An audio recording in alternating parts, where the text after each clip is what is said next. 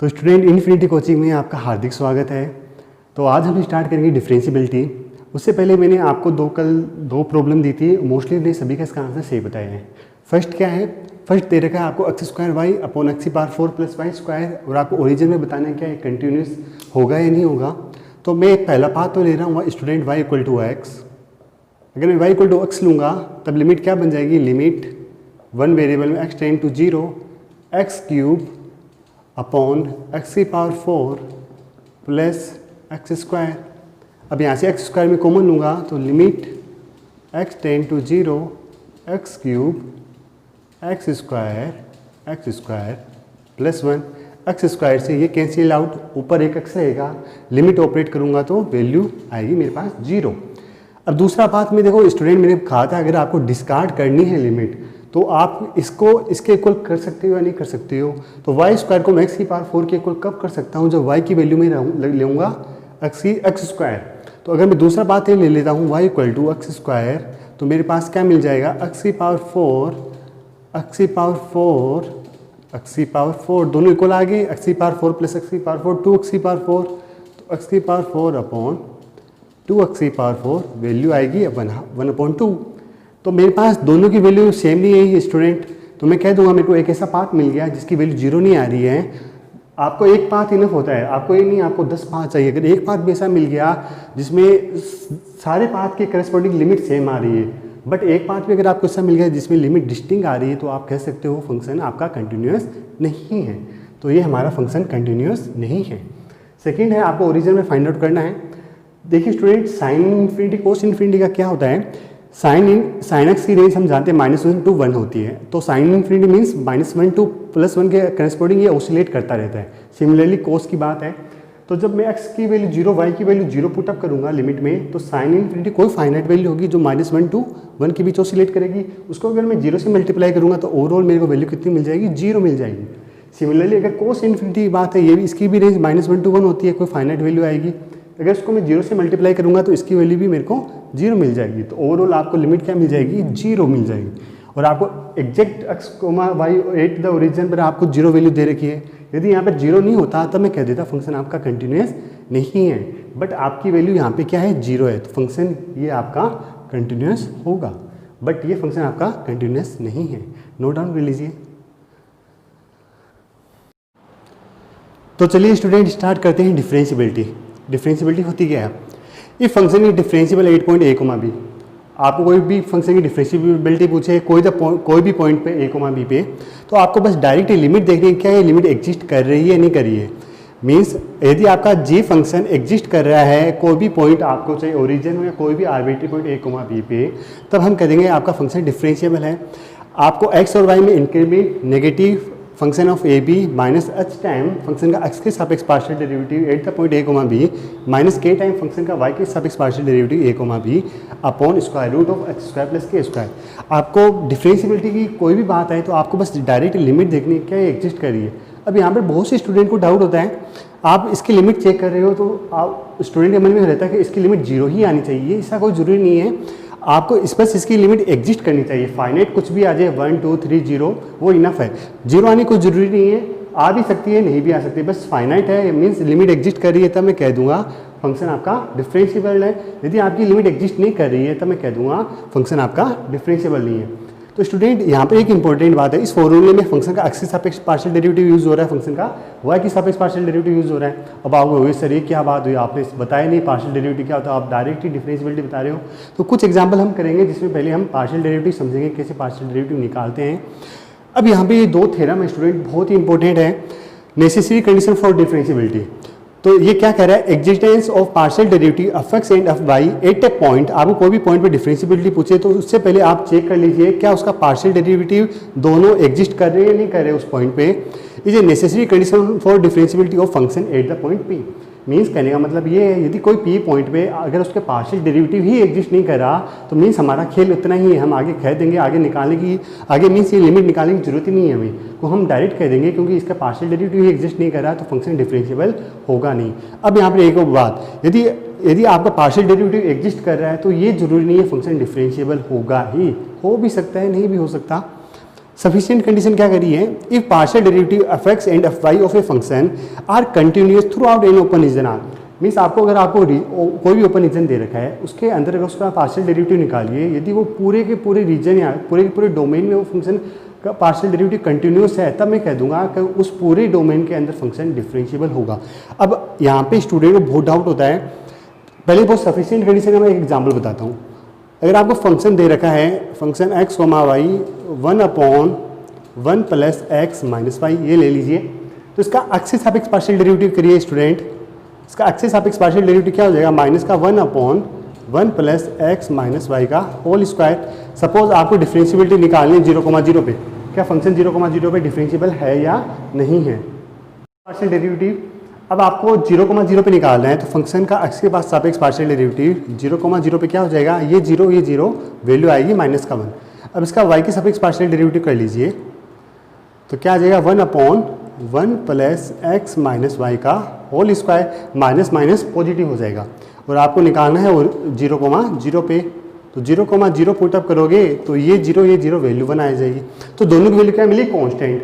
तो और हम जानते हैं every constant function is continuous throughout in the open region R, तो मीन्स ये एवरीवेयर कंटिन्यूस इसके पार्शियल डेरिवेटिव कोई भी रीजन हो, तो इसका मतलब मैं कह सकता हूँ इसके फंक्शन एवरीवेयर डिफरेंशिएबल है। कोई भी आप रीजन लोगे तो वो 0,0 पर भी आपका फंक्शन डिफरेंशिएबल होगा। जब कभी भी स्टूडेंट अगर आपको मतलब अगर सफिशिएंट कंडीशन निकालनी हो, तो सफिशिएंट कंडीशन में नॉर्मल मेथड से ही पार्शियल डेरिवेटिव निकालेंगे, और जब आपको ये देखना है कि वो एग्जिस्टेंस की बात आती है, तब आपको लिमिट वाले मेथड से निकालें, जो कि हम इसके नेक्स्ट समझेंगे। इसको नोट डाउन कर लीजिए स्टूडेंट, वेरी इंपॉर्टेंट है तीनों बातें। तो स्टूडेंट नेक्स्ट एग्जाम्पल देखते हैं। आपको फंक्शन दे रखा है x² y upon x² plus y², और आपको ओरिजिनल वैल्यू दे रखी है 0। तो स्टूडेंट डिफरेंशियबिलिटी की बात आती है, तो पहले हम 12th क्लास चेक करेंगे। 12th क्लास क्या होती है, लिमिट। फिर ग्रेजुएशन क्लास चेक करते हैं, वो क्या होती है, कंटिन्यूटी। फिर पोस्ट ग्रेजुएशन डिफरेंशियबिलिटी पे आते हैं, क्या इसकी लिमिट एग्जिस्ट होती है। तो मैंने आपको बात बताया, जब x की पावर 2 हो, y की पावर 2 हो, तो आप न्यूमेरेटर में देख लीजिए क्या डिग्री 2 से ज़्यादा है। अगर 2 से ज़्यादा है तब मैं कह सकता हूँ इसकी लिमिट एग्जिस्ट है। तो यहाँ पे x और y की कंबाइंड डिग्री कितनी है, 3 है, इसका मतलब इसकी लिमिट एग्जिस्ट है, और इसकी लिमिट निकालेंगे वो कितनी आएगी, 0 ही आएगी, हमने देख रखा है। तो इसका मतलब फंक्शन कंटिन्यूस भी है। तो अब डिफरेंशियबिलिटी की बात करते हैं, तो सबसे पहले हमको क्या चाहिए, स्टेप फर्स्ट आप हर क्वेश्चन में ये करिए क्या इसका पार्शियल डेरिवेटिव एग्जिस्ट कर रहा है क्या, और एग्जिस्ट करते हैं उसके लिए मैं मेथड बता रहा हूँ। फंक्शन का अगर एक्सिस सापेक्ष पार्शियल डेरिवेटिव निकालना है आपको, कोई भी a, b आर्बिट्री पे, जैसे इस क्वेश्चन में तो a, b की जगह क्या है, 0,0।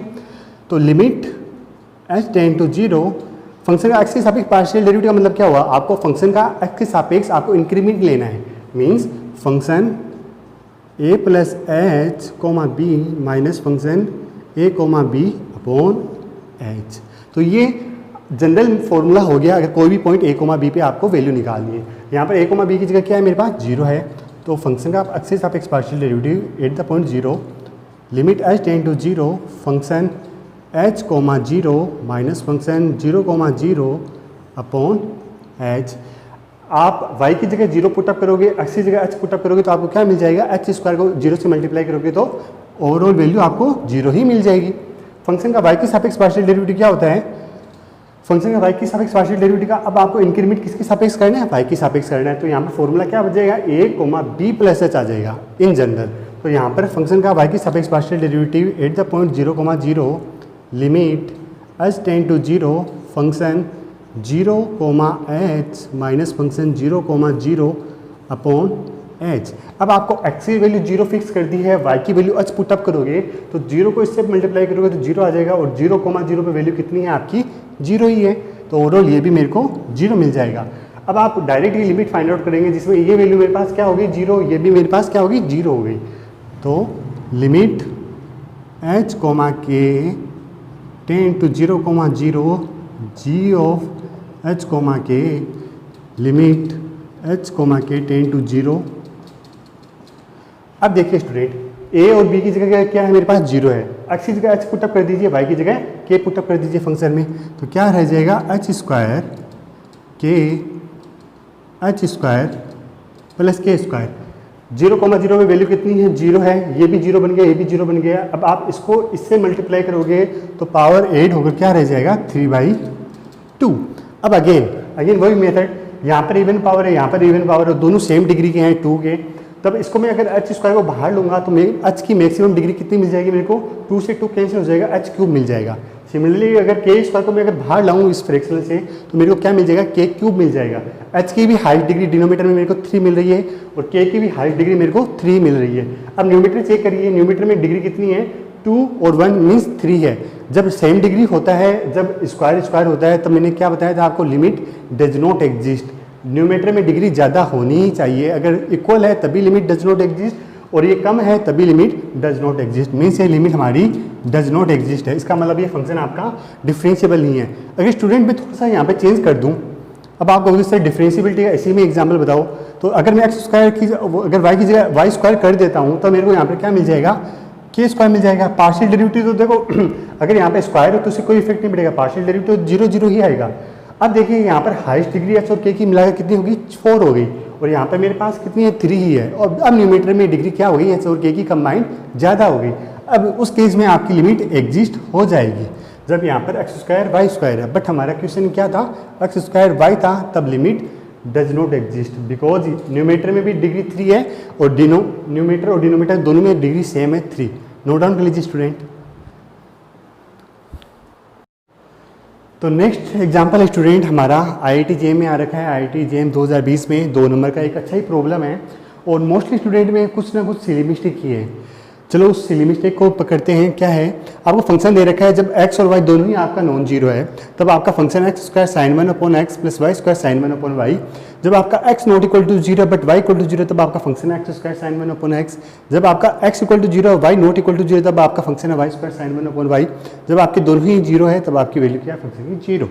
आपको बताना है which of the following is true at the point origin. Origin में बताना है कौन सा स्टेटमेंट ट्रू है आपका।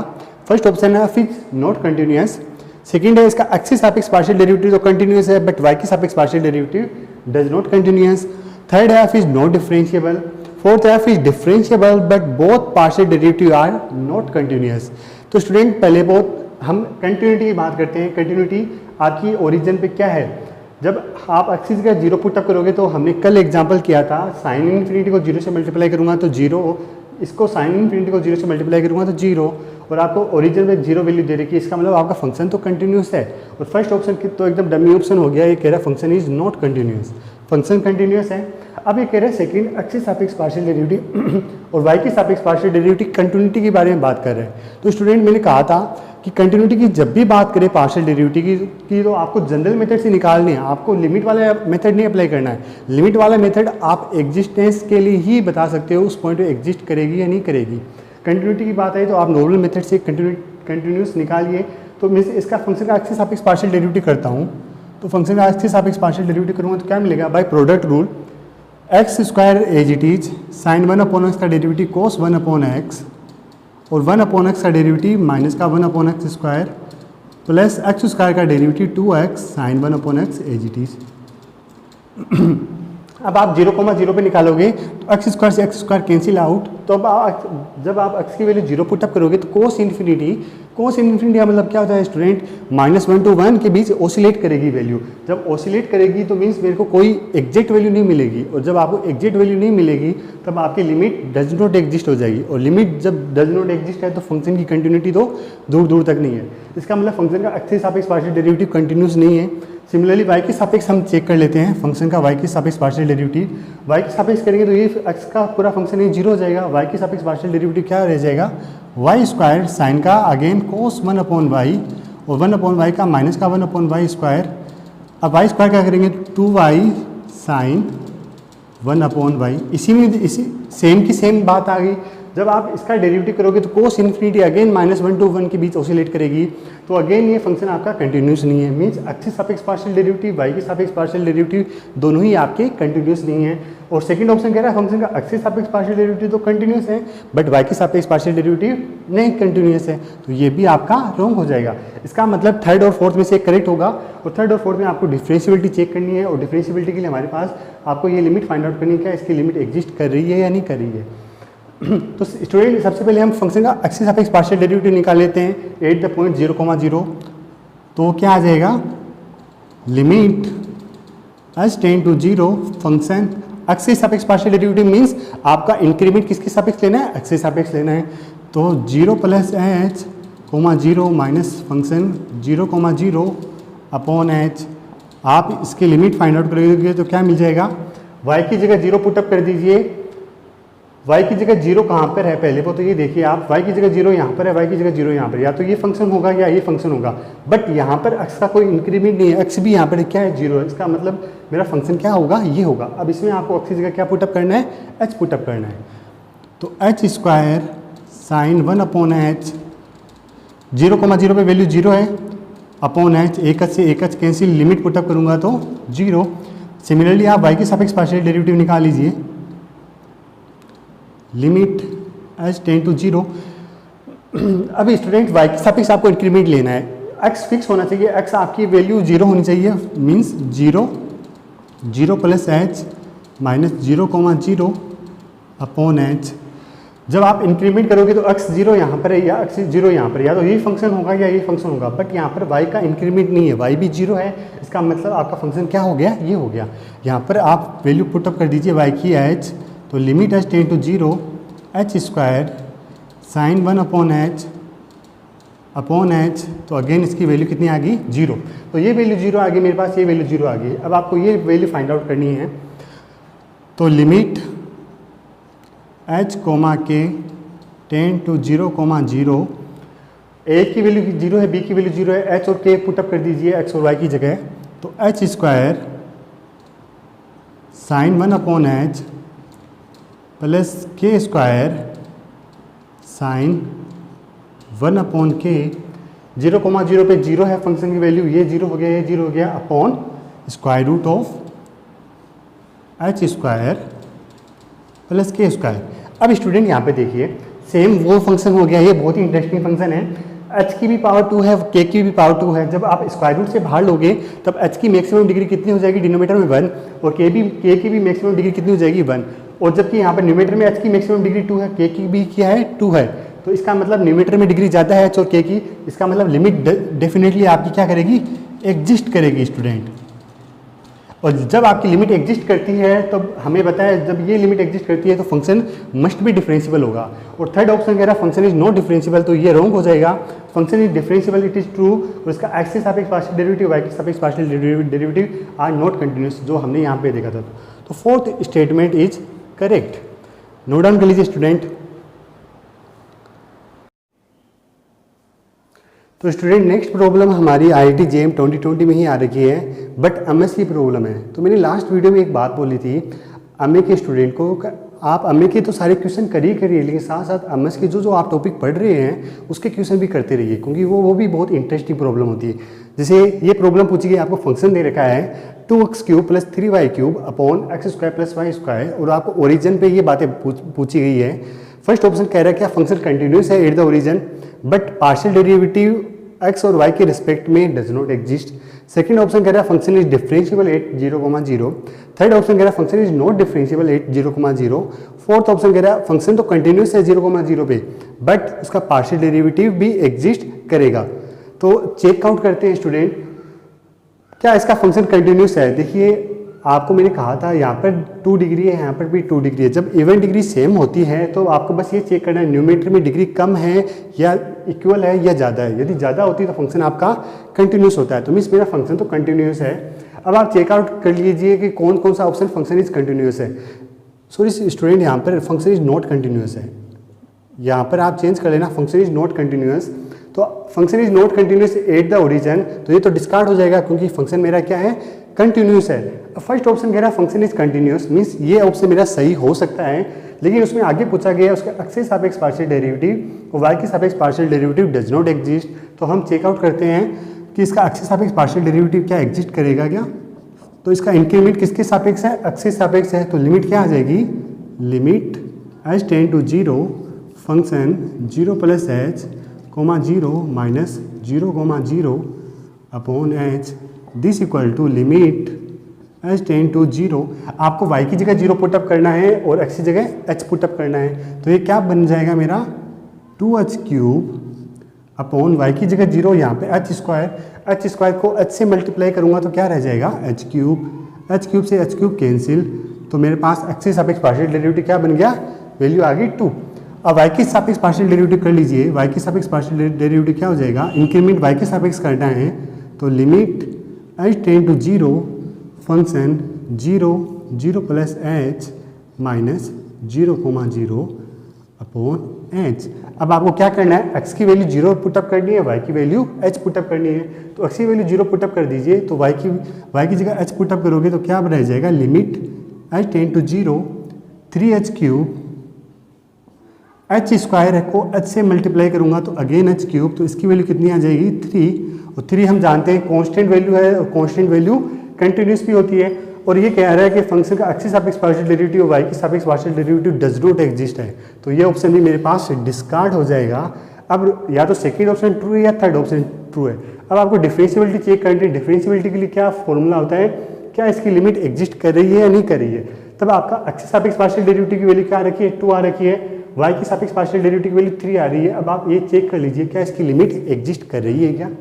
तो फॉर्मूला में डायरेक्ट ही वैल्यू पुटअप कर रहा हूँ, लिमिट h के टेंड टू 0,0, a और b की वैल्यू कितनी है, 0 है, क्योंकि आप ओरिजिन में निकाल रहे हो। x की जगह h पुटअप कर दीजिए, y की जगह k पुटअप कर दीजिए, तो क्या रह जाएगा 2h cube plus 3h cube upon h square plus k square, और a कोमा b कितने हैं, 0,0 है, और 0,0 पे फंक्शन की वैल्यू कितनी है 0, तो ये तो 0 हो जाएगा। और यहाँ पे इसकी वैल्यू कितनी आ रखी है, 2 आ रखी है, तो माइनस का 2h माइनस का 3h, सॉरी इसकी जगह k पुटअप करना है, अपॉन फॉर्मूला में क्या होता है, square root of h square plus k square, h square plus k square. अब आप लघुत्तम ले लीजिए, इसको आप इससे मल्टीप्लाई कर दीजिए, इसको आप इससे मल्टीप्लाई कर दीजिए, तो सॉल्व करने पर हमें क्या मिलेगा, लिमिट h के टेंड टू 0,0 2h क्यूब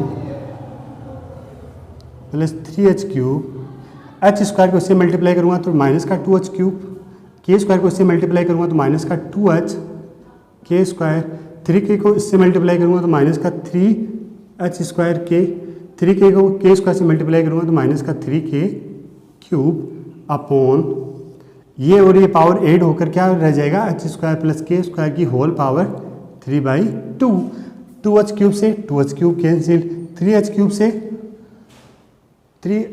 यहाँ पर k क्यूब है स्टूडेंट, 3k क्यूब से 3k क्यूब कैंसिल। अब देखिए अगेन वो बात आ रही है, बार बार यही बात रिपीट हो रही है। जब यहाँ पर इवेंट डिग्री है तो यहाँ पर आप इसकी हाइस्ट डिग्री देख लीजिए और यहाँ पर आप इसकी हाइस्ट डिग्री देख लीजिए। तो न्यूमरेटर में h और k की कंबाइंड हाइस्ट डिग्री कितनी है, यहाँ पर 1 है, यहाँ पर 2 है तो 3 है। और आप यहाँ से भी देख सकते हो h की हाइस्ट डिग्री 2 है, k की 1 है तो 3 है। और यहाँ पर h की हाइस्ट डिग्री क्या है, जब 2 को बाहर लाऊंगा तो 2 से 2 कैंसिल, h की भी हाइस्ट डिग्री कितनी हो जाएगी, 3 हो जाएगी। और सिमिलरली k स्क्वायर को बाहर लाऊंगा तो 2 से 2 कैंसिल, तो k की भी हाइस्ट डिग्री 3 हो जाएगी। तो न्यूमरेटर में भी 3 डिग्री है और डिनोमिनेटर में भी 3 डिग्री है। जब सेम अगर आपको डिग्री मिल जाए न्यूमरेटर और डिनोमिनेटर में, तब मैं कह सकता हूँ कि लिमिट डज नॉट एग्जिस्ट। और ये लिमिट अगर डज नॉट एग्जिस्ट आती है तब फंक्शन आपका डिफरेंशिएबल नहीं होगा। तो मीन्स फंक्शन इज डिफरेंशिएबल, ये मेरा पास रॉन्ग हो जाएगा। Function is not differentiable eight 0,0, it is A correct option because ये आपकी लिमिट एग्जिस्ट नहीं कर रही है। तो नोट डाउन कर लीजिए स्टूडेंट। तो स्टूडेंट आई होप आपको डिफरेंशिएबिलिटी पूरा क्लियर हो गया होगा। अब आपको कुछ होमवर्क दे रहा हूँ।